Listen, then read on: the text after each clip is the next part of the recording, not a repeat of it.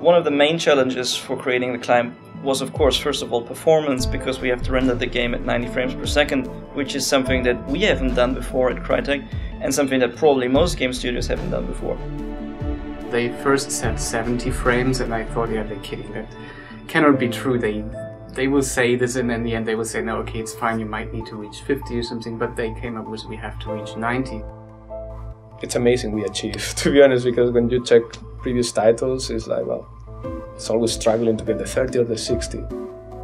VR players have the same expectation to visuals as they know from their screens, which is already dramatic for us because we have so much less power actually to work with when we go for 90 frames per second. Now you have new challenges from a design perspective because you're using a lot more of the 3D space than what you previously had used. Fortunately for us, we have the CryEngine, which is well suited for this. In addition, we learned a lot about optimization. The size of each eye that we were rendering was a full screen size. Shadows, for example, initially we were rendering shadows for each eye. We need only to render from one eye. So that was a waste. The 90 frames killer is mostly the draw calls and not the triangles. That means we have to reduce the amount of individual objects. So normally in a 5 square meter area where you would have 100 of objects, we need to bring these objects together and make them 1, 2, 3 objects. As people can really lean forward to see all the details, you need to make sure that all the close-ups are in high detail. So you can't fake. You can't just place objects to make it feel lively.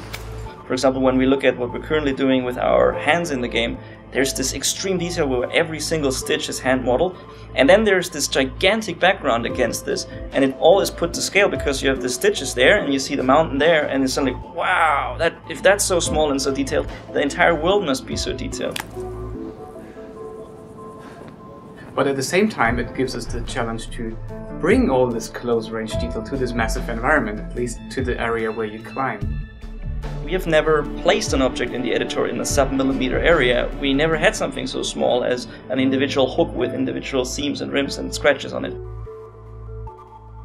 Everybody in AAA production knows normal map baking as their typical go-to process to make something look great on a screen. So you take detailed information on a high-poly model and bake it into a map for an object. But unfortunately, in actual stereoscopic vision, that falls apart completely. You actually, in VR, see that something like that is really flat. It will actually look like something is made out of paper, like folded paper with painted on shadows and lights. So we need to use more geometry, and it's basically just reminding everybody when they show me a screenshot on their screens, like, okay, let's look at that in VR first, because it could look a lot less impressive than you think. We actually tried something in this production that we haven't tried before. So there's this new trendy photogrammetry thing where you take photos of an asset, load it on a server, and this is giving you back the geometry of the asset. These things just present a new opportunity. And because of this, a lot of great design, a lot of great engagement was created from these kind of challenges.